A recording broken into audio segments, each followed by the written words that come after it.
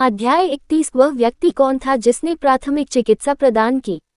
थोड़ी देर के बाद ये हुआ ने अस्पताल में प्रवेश किया और आसानी से वहां पहुंच गया। आखिरकार वह यहाँ पहली बार नहीं आया था। ये हुआ ने लियू यानरान को थोड़ी देर इंतजार करने के लिए कहा और खुद ऊपर चला गया। जब वह अपनी दूसरी बहन ये यंग के कार्यालय में पहुंचा तो ये हुआ ने दरवाजा खटखटाया और प्रवेश किया। एह छोटी हुआन, तुम यहाँ क्यों हो? एक महिला डॉक्टर ने भी चेहरे पर खुशी के साथ ही हुआन को देखा। ये जुआन की शक्ल वाकई आकर्षक थी। ये जुआन ने टेकअवे बॉक्स अपने हाथ में उठाया और बगल की ओर देखा। आंटी लियू, मेरी दूसरी बहन कहाँ है? डॉक्टर, ये अब एक मरीज को बचा रहे हैं। ये हुआन भ्रमित थी। एक मरीज को बचा रही है? ओह, क्या ऐसा हो सकता है कि पहले वाली बूढ़ी औरत को उसकी दूसरी बहन बचा रही हो? आप विशेष रूप से उसे खाना देने भी आए थे। तुम सचमुच एक अच्छे छोटे भाई हो। पहले खाना यहीं छोड़ दो। सर्जरी के बाद मैं इसे डॉक्टर ये को सौंप दूंगा। संयोगवश उसने कुछ भी नहीं खाया और भाग गई। मैंने सुना है कि यह एक बूढ़ी औरत है। उसकी हालत अच्छी नहीं है। मुझे आश्चर्य है कि क्या डॉक्टर ये बाहर आने के बाद खाने के मूड में है, महिला डॉक्टर ने धीरे से कहा। फिर उसने आह भरी। ये जुबान स्वाभाविक रूप से समझ गई कि उसका क्या मतलब है। यदि यह सर्जरी सफल रही तो शायद वह अभी भी खाने के मूड में होगी। हालांकि यदि यह सफल नहीं हुआ तो नर्क के राजा द्वारा किसी का जीवन छीन लिया जाएगा। वह खाने के मूड में कैसे हो सकती है? ठीक है, तो मैं पहले निकलूंगा। फिर ये हुआन कार्यालय से बाहर चली गई। क्या आपने खाना छोड़ दिया है, यंग मास्टर? लियू यानरान ने ये जुबान को देखा जो नीचे चल रही थी और सोचा, वह इतना तेज कैसे है? उसकी सर्जरी चल रही है और उसके पास मुझसे बात करने का समय नहीं है। ऐसा लगता है कि यह उस बूढ़ी महिला की सर्जरी के बारे में है, ये हुआ ने कहा। फिर उसने लियू यानरान की पोशाक को देखा। इस वर्दी के अलावा क्या आपके पास कोई और कपड़ा है? मुझे ऐसा लगता है कि आपका पहनावा बहुत औपचारिक है और मुझे इसकी आदत नहीं है। इन शब्दों ने लियू यानरान को शर्मा दिया। आखिरकार उसके पास सचमुच बहुत सुंदर कपड़े नहीं थे। वह एक काम करने वाली लड़की के रूप में पहचानी जाती थी और आमतौर पर वही वर्दी पहनती थी। चलो चलें, पहले मुझे घर भेजो। मैं तुम्हें कल कपड़े खरीदने के लिए लाऊंगा। मेरा ड्राइवर बनना इसे अपना इनाम समझो। संयोग से मैं भी कुछ खरीदने की योजना बना रहा हूँ। चल दर। इस समय आपातकालीन कक्ष के प्रवेश द्वार पर अंधेरे चेहरे वाला व्यक्ति वहां खड़ा था और कई बार आहें भर रहा था। फिर उसने अपने सामने आपातकालीन कक्ष की ओर देखा।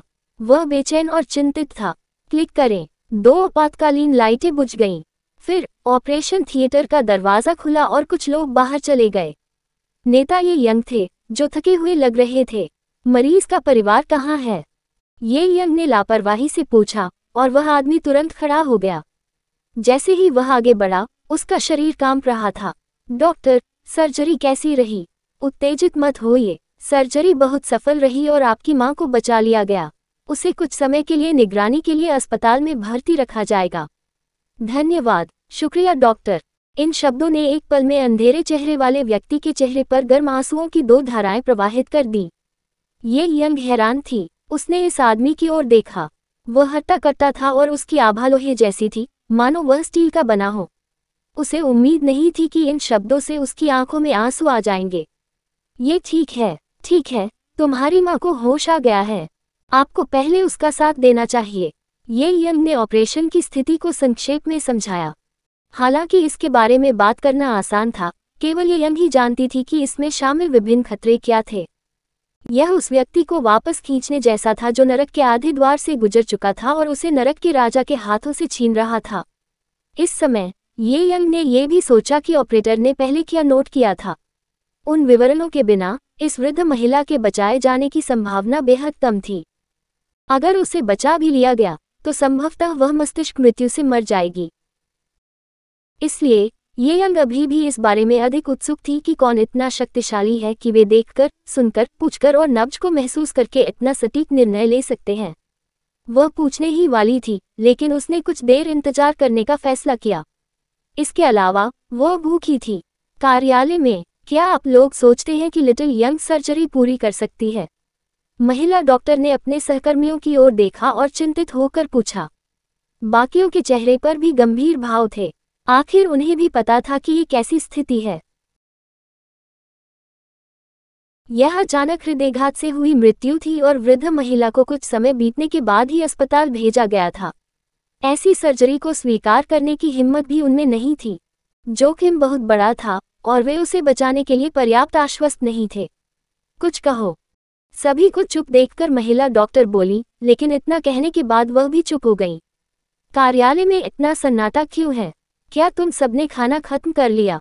दरवाजे से आवाज आई। मैं बहुत नाराज हूँ, मैं भूख से मरा जा रहा हूँ। अचानक सभी की नज़र दरवाजे पर पड़ी और उन्हें वो सुंदर आकृति दिखाई दी।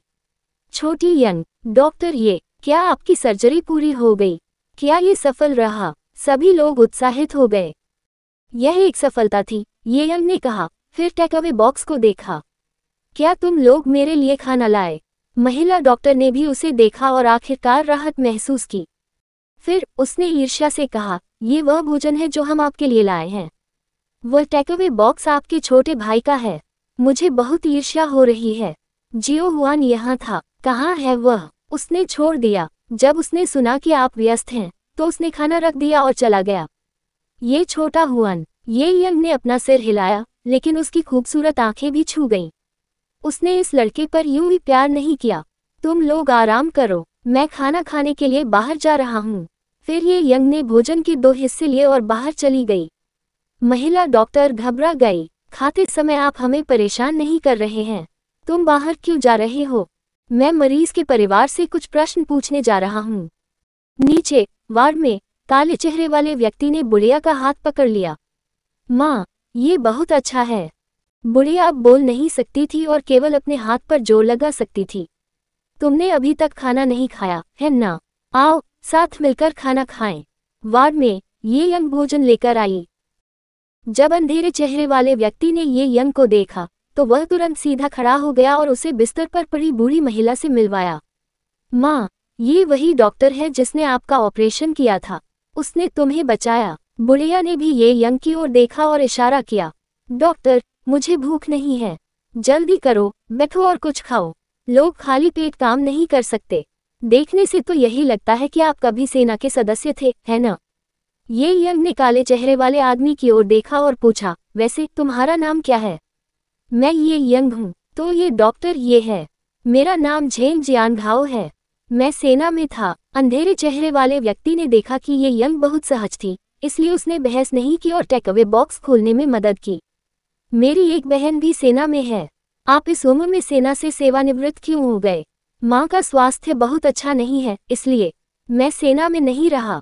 जिसके बारे में बोलते हुए मुझे एक अक्षम सैनिक माना जा सकता है। प्राचीन काल से निष्ठा और पुत्रवधू के बीच चयन हमेशा एक दुविधा रहा है। ये भी अच्छा है। वैसे मैं आपसे कुछ पूछने आया था। जरूर जरूर। काले चेहरे वाले व्यक्ति ने भोजन का वह हिस्सा उठाया जो ये यंग के सहकर्मी ने उसके लिए खरीदा था और खा लिया। वह ये भी देख सकता था कि भोजन के 2 भागों के बीच का अंतर असाधारण था। ये यंग ने लापरवाही से पूछा, वह व्यक्ति कौन था जिसने आज प्राथमिक चिकित्सा प्रदान की? हमारे चैनल की कहानी देखने के लिए धन्यवाद। अगले वीडियो में मिलते रहने के लिए बने रहें।